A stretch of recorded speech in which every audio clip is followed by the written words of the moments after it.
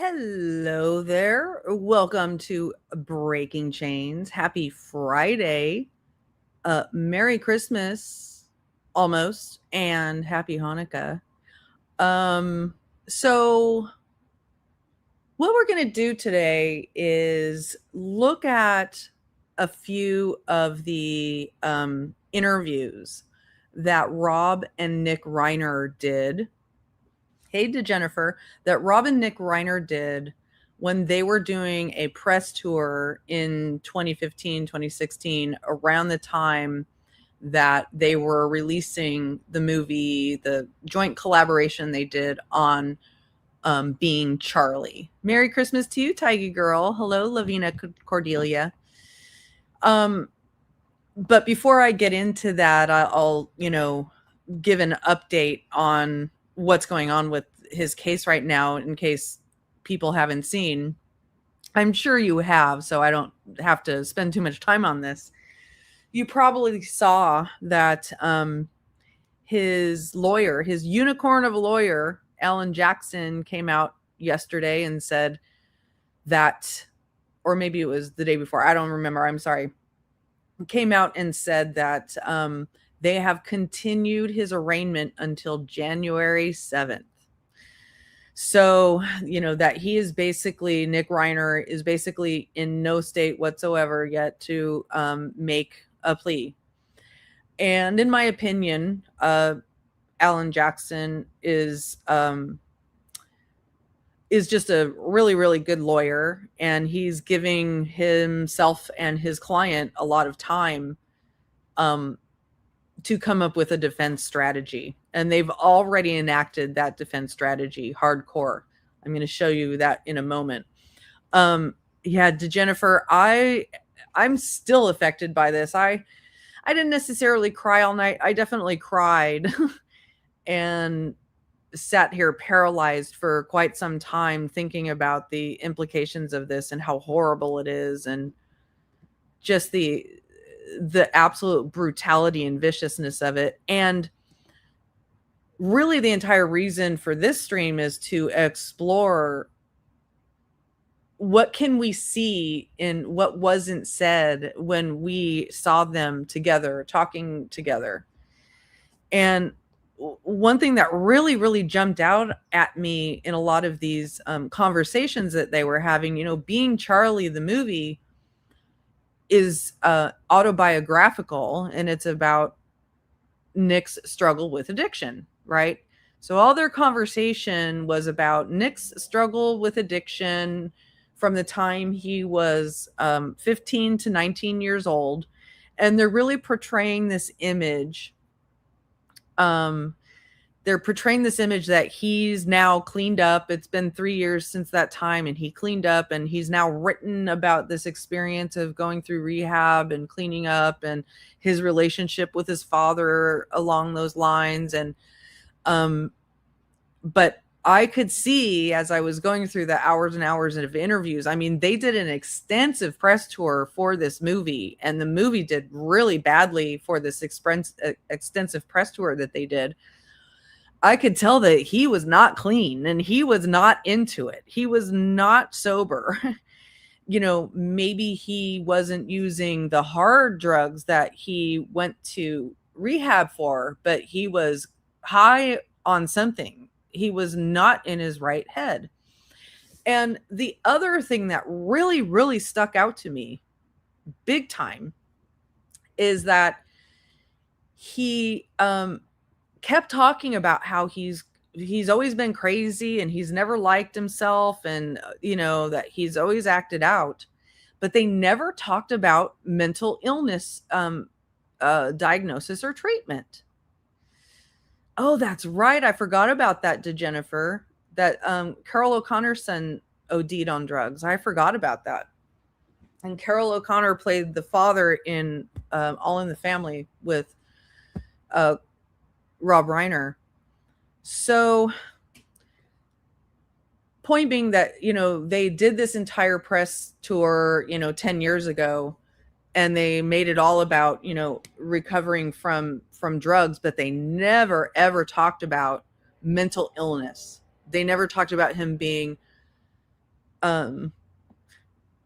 Look at the title, DJ Autistic Cool Bro.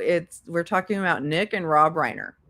So, but a big answer came out today, and I believe that this is part of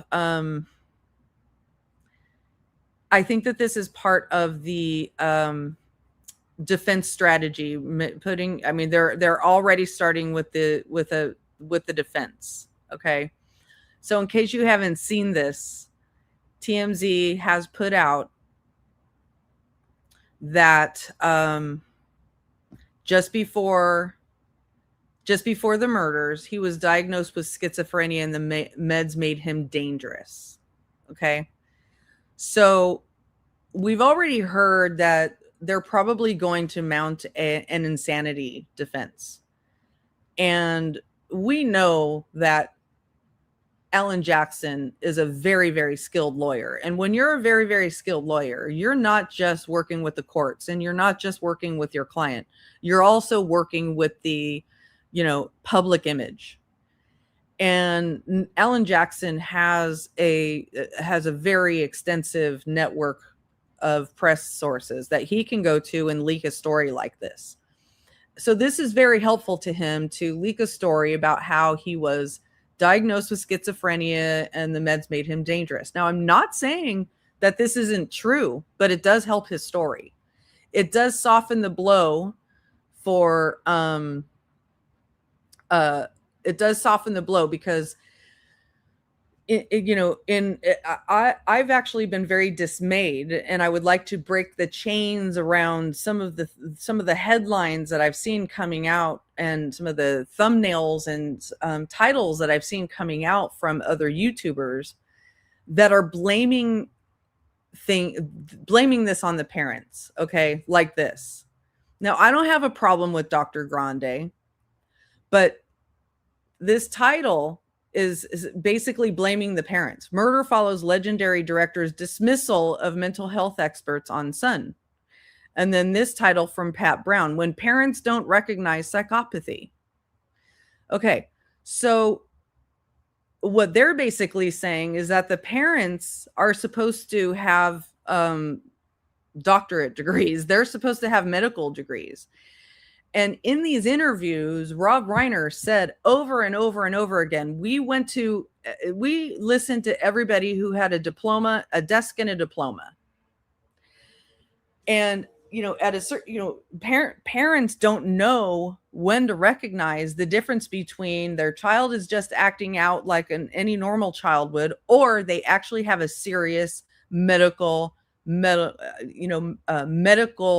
or mental health diagnosis that they need to deal with. They really do need help from the experts. So at what point do we need to, does the mental health industry need to take accountability for not being up on the diagnosis train well enough?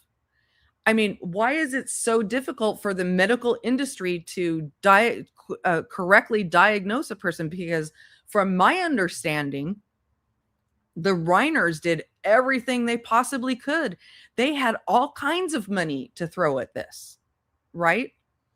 So let me read you this story. Nick Reiner was diagnosed with schizophrenia, and in the weeks leading it, so it doesn't say when he was diagnosed with schizophrenia. I don't know if this would have been, in the last 10 years. It could have been, he was diagnosed as a child. But Nick Reiner was diagnosed with schizophrenia, and in the weeks leading up to the murder of his parents, Rob and Michele Reiner, the meds he was taking made him erratic and dangerous, TMZ has learned. Now, again, this source is probably trying to mount a insanity defense. So, yeah, and that's the other thing. You're right, DJ Autistic. The thing with mental health diagnosis is then when you start to diagnose the meds, you have to you have to test different meds before you find the ones that work. It's a very, very delicate science, and each person is different. And that's why I don't like labeling people on here, because especially since I'm not a medical doctor or a psychologist or psychiatrist, and also since you can't really diagnose somebody without being in a room with them and understanding them. So it's much better to hi Denise Eolis. Denise Souls, hello. um I like I think it's better to describe behaviors. I mean, it's much more descriptive and it's easier to see, and it's really the behaviors that we care most about, right? So let me just keep reading. Um he had recently received care at a Los Angeles based rehab facility. So that tells you that since he was at a rehab facility that specializes in mental illness, that he went to a dual diagnosis facility, which means he was still using drugs, but they knew he had a mental illness. Exactly. And I would imagine, DJ Autistic, that you had to experiment with different types of meds and prescriptions before you got that right cocktail to understand what you have to take every day before you go into breakdowns and meltdowns. I right? I mean, I may be wrong about that, but I mean, I don't have such a severe diagnosis, minus PTSD, but it took a while for me to get the right med combination. Thank you. Where's your warrant? I appreciate that. It took me a while to get the right med combination to where I didn't feel depressed most of the time, where I didn't have major mood swings. Yep. You're absolute. So this is the experience with most people that get diagnosed with a mental illness. Okay. Whether it's an organic mental illness or a mental illness that's caused by trauma or stress or whatever, or a brain injury, you have to test things out. And yes, some meds you may end up having an adverse reaction and it might make you crazier. Like there was one med that I was coming off of that made me fucking sane, and not homicidal, or I didn't want to take myself out, but it made me so jumpy and nervous and very, very sensitive. And I knew that it had something to do with the med that I was weaning off of. Okay.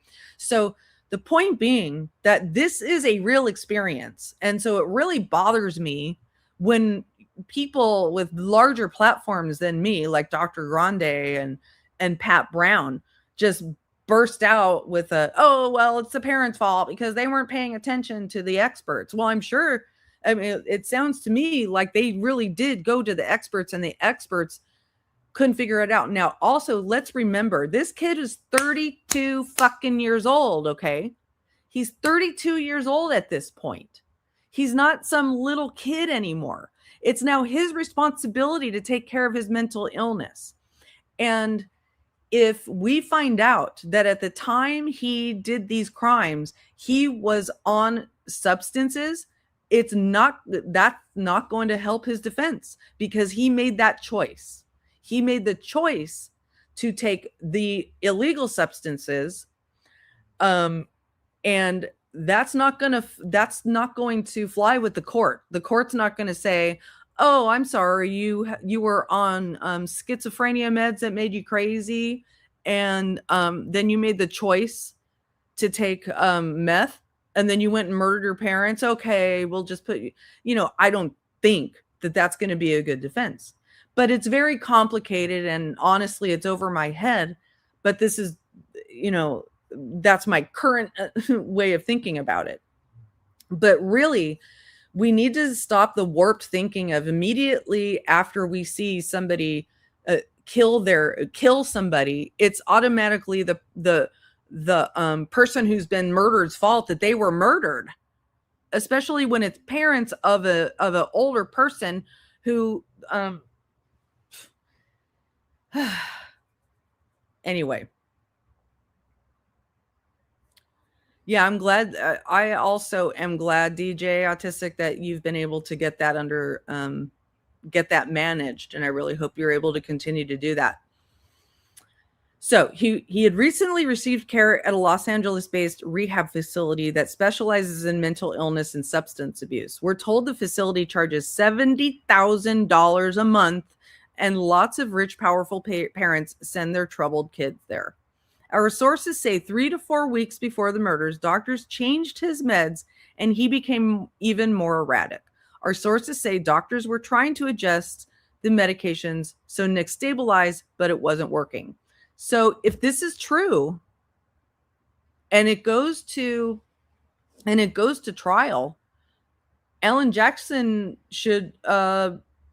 is going to need to produce this to prove that his client was indeed suffering from some sort of med-induced psychosis, and he didn't know. Yep, 18 times.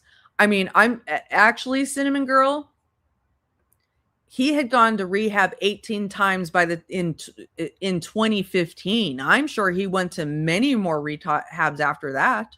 That was 10 years ago. So,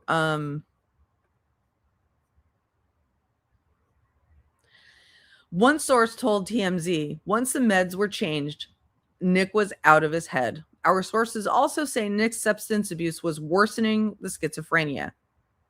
Right? So, I'll repeat that. Our sources also say Nick's substance abuse was worsening the schizophrenia. So he was making a choice. He was making a choice to use substances, knowing he had schizophrenia, knowing that it was making the schizophrenia worse. So it's not that great of a defense. Now, based on what I'm reading again, based on what we're hearing, this is going to be a case where Nick will plead not guilty by reason of insanity. So that's where we're at right now. And this is what happens, right? So he talked about not being that, he talked about not being a happy child, not really liking himself as a kid. Now that could be because at that point in his life, he was already suffering. Hello, Wiz Khalifa. Love your name.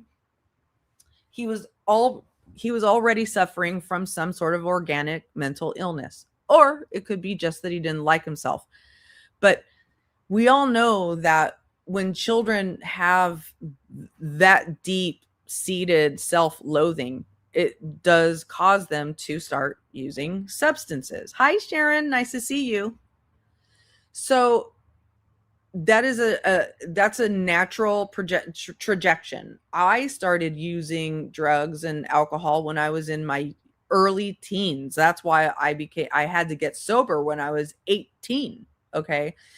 And this is one of the reasons that this story touches my heart. It's because I have a lot of very parallel experiences to Nick. Of course, I am not diagnosed schizophrenic. I do not have very powerful, wealthy parents. But I did have, that self-loathing as a kid. Now, mine was much more caused by what happened with my father, but I didn't know that at the time. Okay. So, let me switch over now to this video that came out. Let me show this to you. Have you guys seen this video that came out yesterday? Where he's basically, he and his sister and somebody else made this video. And it's ostensibly him trying to show his warped particular kind of humor, but it's disturbing. It's really, really disturbing. It shows his humor. And it shows that his humor is not humorous. That things that he thinks are funny are not funny. And it's clearly It's clearly from around like 10 years ago. Oh, okay. Bye. You're wrong. You are wrong, Wiz Khalifa, and I'm banning you because you're not being kind. Yeah, let's watch this. Because you're so lean. I do it like ISIS. I usually only do one at a time.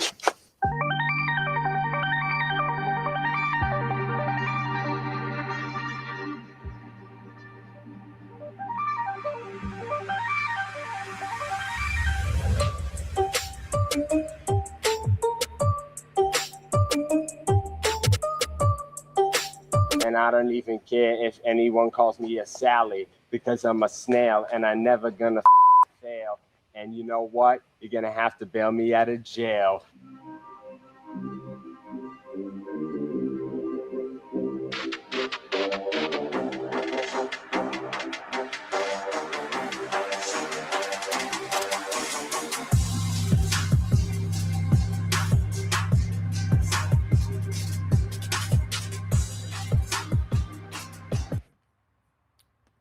So that right there is supposed to be them smoking the cocaine right there.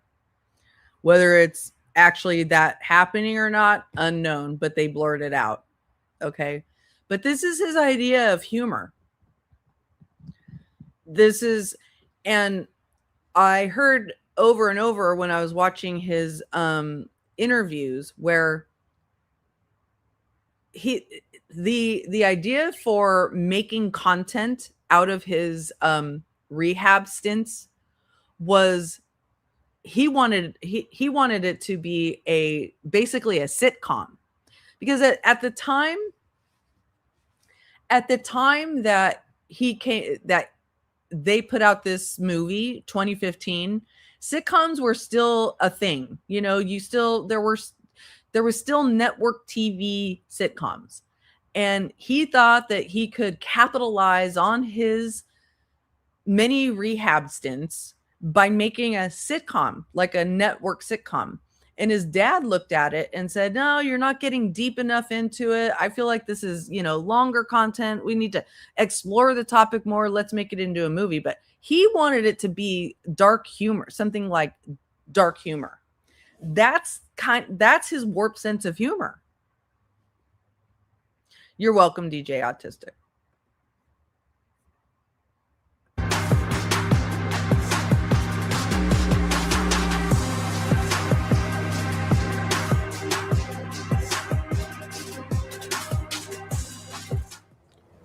Where'd you get this weed?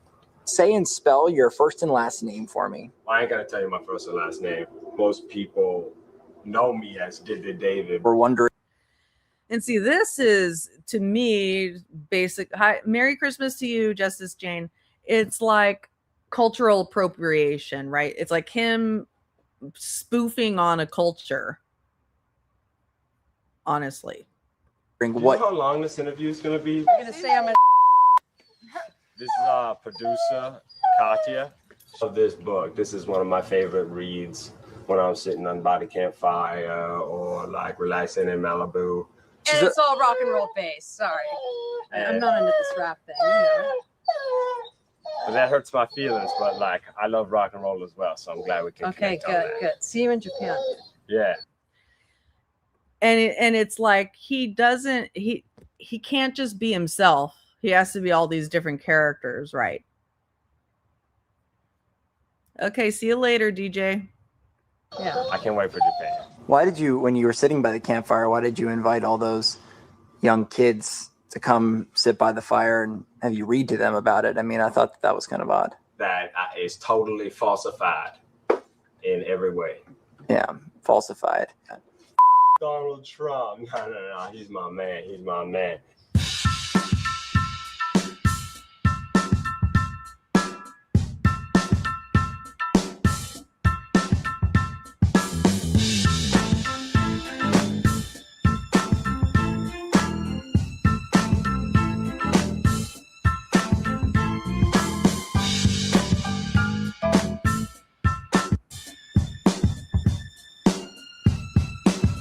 no introduction. Jenny from the cul-de-sac, of course. She has sick thoughts. They know that David will go on stage, who has his ways about him, but you know, they really want to know what's inside. Because I like spat on his windshield. Think we would all just be blown away if you could kind of walk us down freestyle out. You know what this feels like? It feels like he was kicked out of the house. He had to like leave the house for a day, and they're like, okay, let's just go make a video walking around the neighborhood because we have nothing else to do. We don't have another job. We have nothing. No, let's just like, waste time making a really stupid, not funny video mocking people who are less advantaged as us, right? I mean, exactly. Where's your warrant? So that's that. Now, this is the video I made and posted a couple days ago, and I want to unpack it a little bit more than I did on my in the commentary that I put on the screen. Because I have more to say about it. But I clipped out the things that I saw in the interviews that I thought were interesting and important.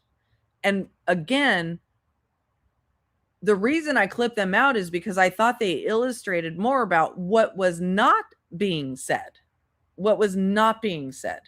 And I really feel that this the entire exercise of them doing a movie together was just another like really, really desperate attempt by a very rich filmmaking father to rehab his child. I mean, I think he was just trying. I don't fault him for it. I really don't. I don't fault him for it. I think he was just trying everything he could. I do fault him a little bit for, trying to paint this rosy picture around it. But, did he harm the world? No, I just don't like falsity in, false advertising. But anyway, let's play the video and I'll talk more through my thoughts. Don't seem very fiery to me. You seem like you crazy. I get crazy. Oh, yeah. Okay. You don't want to. That's the leakage that you see coming out in interviews when people sit down for interviews over and over and over again, like they did for this press tour. They start to say things that they really mean, but they're trying to come off as funny. And you see you see both of them, but especially Nick do a lot of that. And you see Nick being almost disengaged in, this is supposed to be a movie that he did with his dad, and he's sitting there like practically uninterested. Sometimes you could tell he's dissociating. Sometimes you can tell he's totally fucking high. And honestly, you can tell that he's angry at his father and he wants his father to shut up, even though he's not going to add anything of value to the conversation. Set me off. I get crazy. Oh, yeah. okay. Out of rehab. I'll be honest, it's been like 17 or 18 times. Really? How old are you now? So Cinnamon Girl, if you're still here, this is in 2015 when he's saying this, 2015, 2016. And he just said there, I've been in rehab 17 or 18 times. Me? I'm 22. And you started when? Who's talking? Where are they? Oh, right back down. Okay, great. I started when I was like almost about to turn 15. He was there for like 19. Yeah, like 15 to 19. And yeah, it's like been 3 or 4 years. Like 10 days ago. But 10 days ago. Something like that. I just decided I was done. I quit 10 hours ago. See? More leakage. So if you watch this entire this was a film screening. This was like a Q&A after a film screening that the audience had watched Being Charlie, and now they're doing a Q&A afterward. The guy in the middle is Nick's co-writer, okay? And this guy in the audience gets up and does this long speech about how he just got clean, and he tells all these wild stories about all this shit that he did when he was on drugs and how he got naked in the street and blah blah blah. And then he says, I just got clean, blah blah days ago. And Nick says, I just got clean 10 hours ago. And I think he was totally fucking, he wasn't bullshitting. He was still fucking high. And the panel knows it. And they're probably pissed that he said it. And they're probably pissed that they're having to deal with this kid who's doing this press tour while he's still high, pretending that that he's being Charlie who got sober after, you know what I'm saying? It's really frustrating to be trying to present one face to a crowd when you know that you're presenting a lie. And I think that's what's happening here. And it's really fucking disrespectful to his dad, who sank the budget for this movie was $3 million. That doesn't count this press tour that they had to go on to promote the movie. I think it needed to happen the way it happened. I was a real nutcase. I was crazy. And I just, it was more than drugs. It's really always about more. See? It was more than drugs. But he doesn't go on to say what it was. He doesn't go on to say, well, we went to a, mental health clinic. Now, why is that? Why do they avoid the topic of mental illness?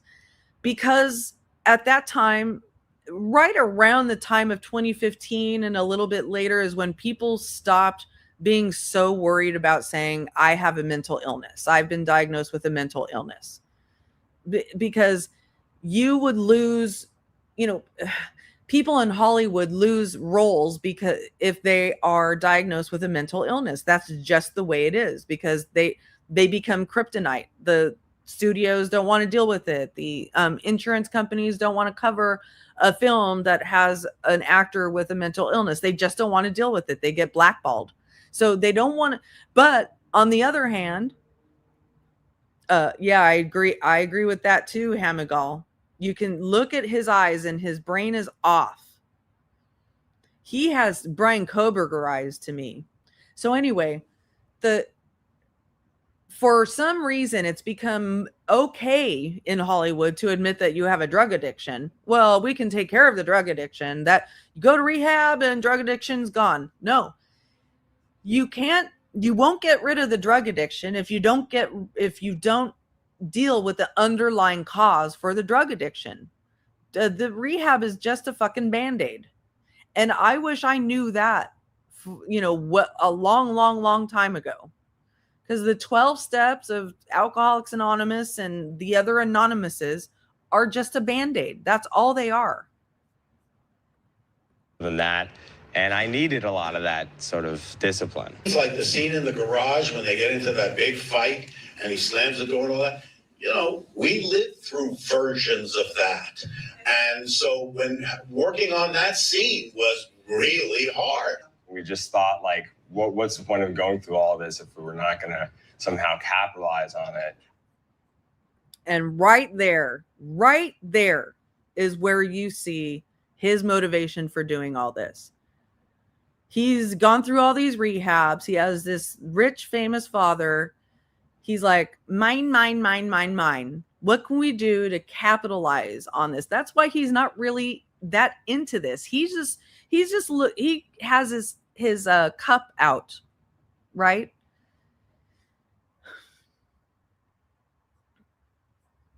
He's like basically he's like, grifting on his own rehab, right? But he's not. That tells you that he's not really truly rehabbed.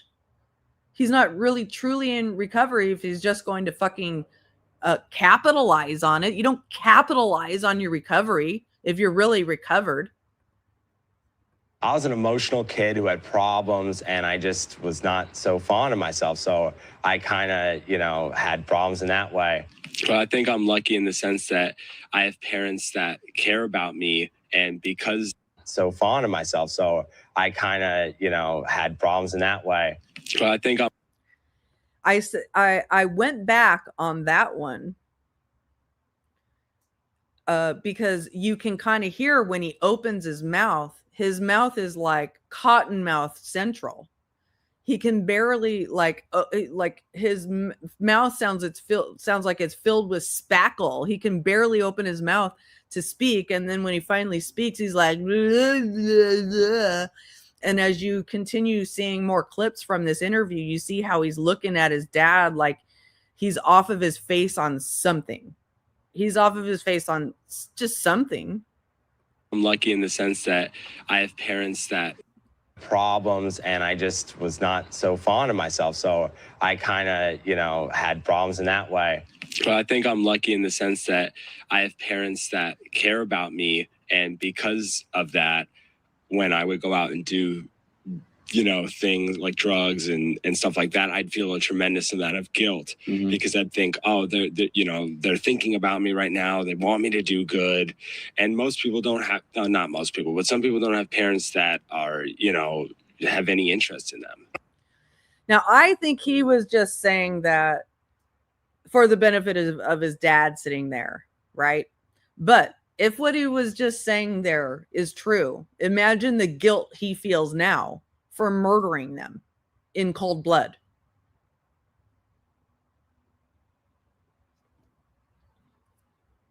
Possibly, did Jennifer, possibly.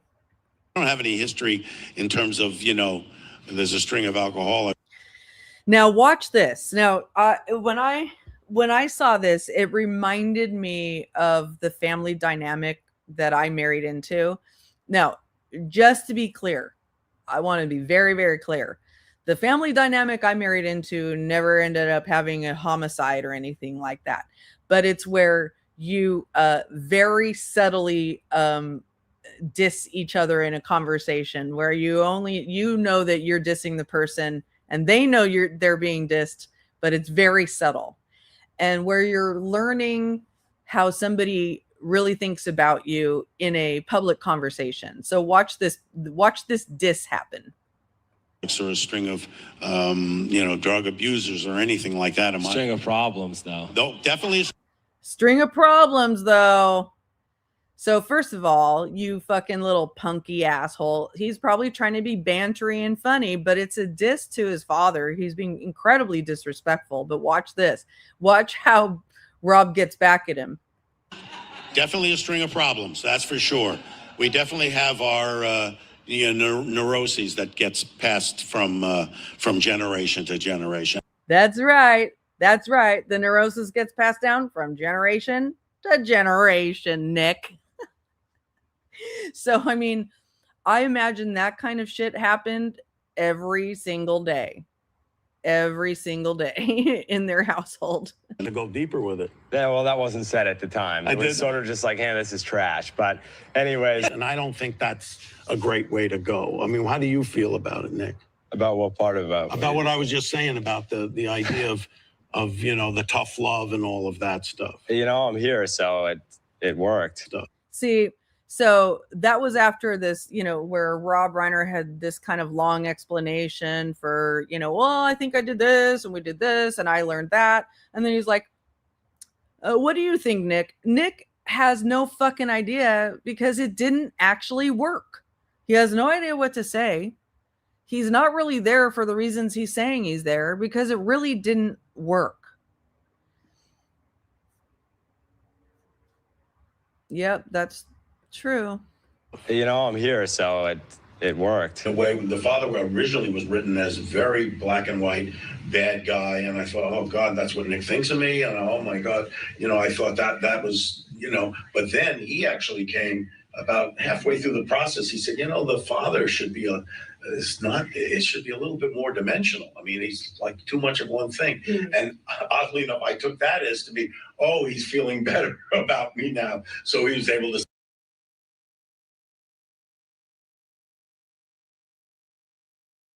his body language is so incredibly stiff and awkward, and it's as if he just sits there like an empty vessel waiting for to take some reaction or something. And yeah, I agree with that. I feel like I think that's true, but I also think that Rob Reiner was also sort of a nervous talker as well. And it seemed like he was kind of that way in every situation where he was always trying to fill in the empty space with noise. I kind of do that as well, to be honest. But I don't know.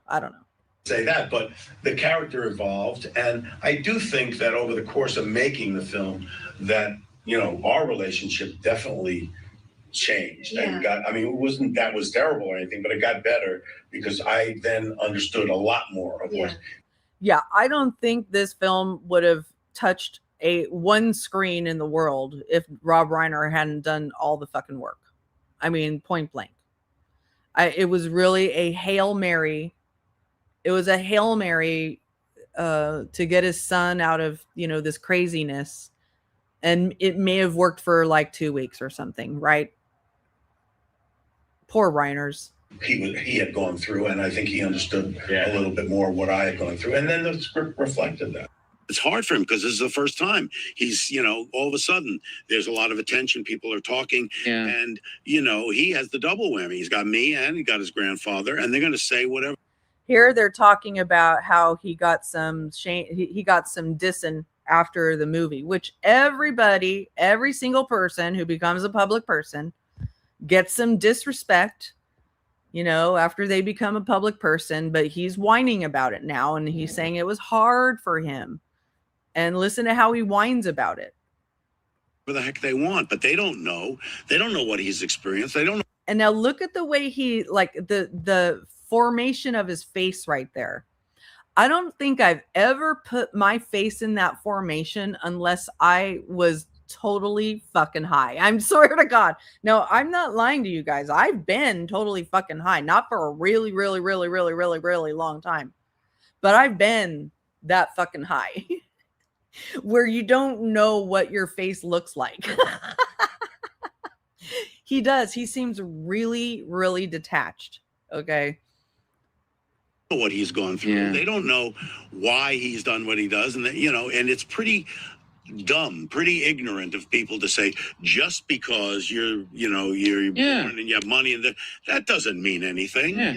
People have their own issues. Human beings are complicated, messed up, and also it's like the Kardashians can go shopping and complain about how there's no air conditioning in the fucking store, and no one bashes them. It's like I wrote a movie about doing drugs and having a hard time, and people still, people have really said stuff about that. Oh yes, that's insane to me. Absolutely, yeah.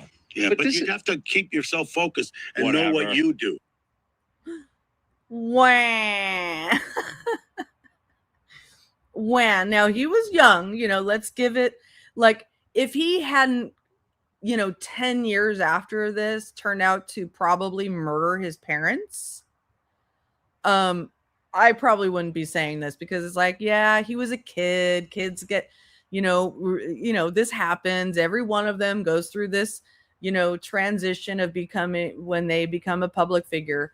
But, now that he's gone forward to probably murder his two parents, it's a little bit different. And also, I highly doubt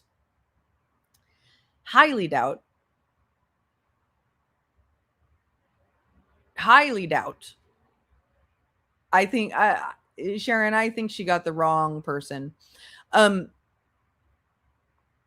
I think she meant Cinnamon Hot. You mean Nick checked himself into rehab, or Nick was checked into rehab, right? Anyway, do you really think that the Kardashians got no shade for doing that? Really? They've gotten all kinds of shade. They just didn't, Nick Reiner just didn't see it. Know what you do. This is what we set out to do. Right. And I told him, you know, while we were making the movie, I said, you know, I don't care what happens. I don't care if, you know, they don't even see the movie. Nobody wants to. I said, we're winning. We are winning. Yeah. Because we're throwing ourselves into our work. Movie. Now I'm even more Rod? Who's Rod Reiner?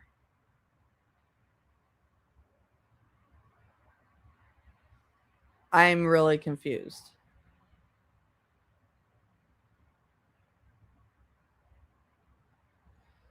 Rob did a mental institution. I need to look this up. Cinnamon, you keep saying, wait, checked himself into rehab. He said it was to relax his friend, said drugs. But what?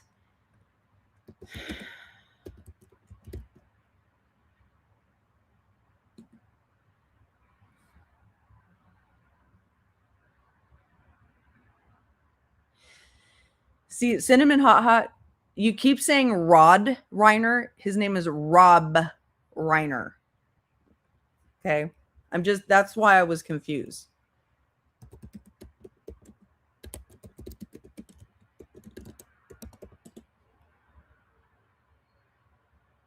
Yeah, no. There's no report whatsoever that Rob Reiner went into rehab. No. I don't know where. Can you tell me where you're seeing that, Cinnamon Hot? Where did it say that? Where are you seeing that Rob Reiner checked himself into a rehab? Where? Cinnamon Hot, where are you saying that? Because before you keep typing into a chat that Rob Reiner checked himself into a rehab, I would like to know where you're seeing that, please. You saw video from Sobering Stories. What is Sobering Stories? A YouTube channel?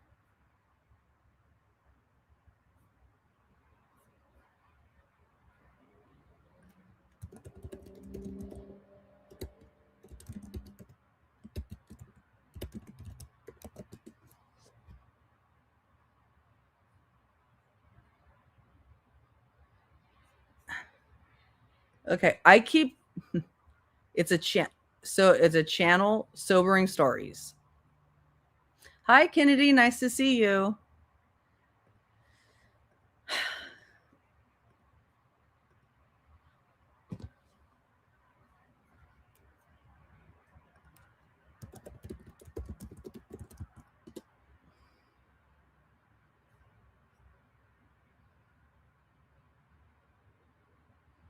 Is it the one from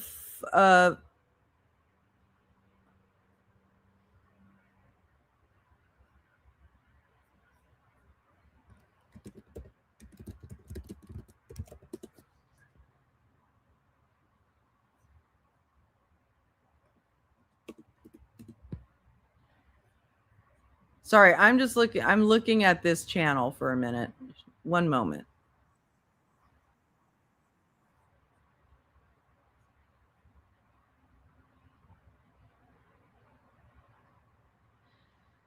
Huh.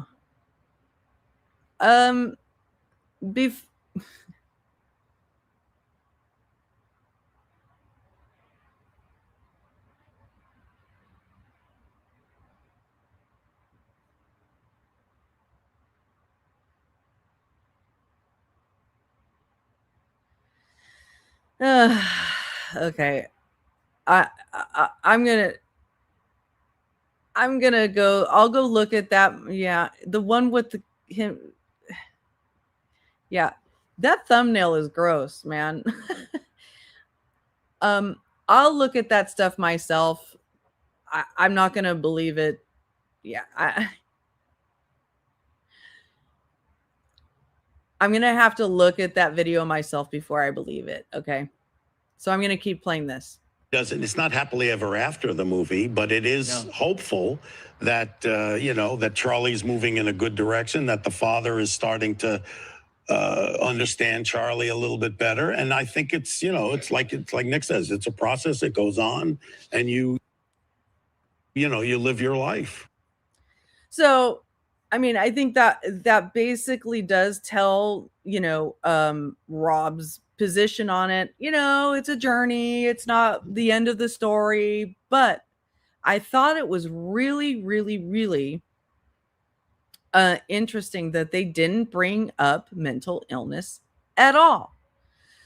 And now we find out that he was diagnosed with schizophrenia after he commits double homicide and when it's convenient for his defense. Now, I'm not doubting that he has schizophrenia, but I also don't know if it's going to work for his defense when he continues to choose taking substances. I mean, when the police picked him up, he was in a neighborhood where you would go to cop that type of stuff. So he was going out to do another binge.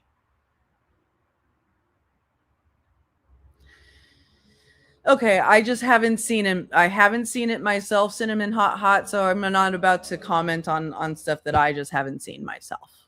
So anyway, so that's what I wanted to show y'all today. I really appreciate y'all being here. I am continuing to do my book club readings on Sundays. I might go live tomorrow with a weekly report card on Brittany J's true crime, because it is absolutely abhorrent to continue to say you're doing true crime when you don't, when you sit there and you snore while your child tries to wake you up. And but I also want to break some chains around blaming parents who were murdered by somebody that they tried to help for years and years and years and years and years. So anyway, thank you all for being respectful in the chat, for having good conversation with me here. And I hope that all your holiday seasonal stuff is going as well as possible. I think my links have been rotating in the chat, but in case you haven't seen them, this is another way to contribute to the channel other than memberships. So I will be seeing you around the streets, and have a great rest of your day. Bye-bye. Bye, Cinnamon Girl. Bye, everybody.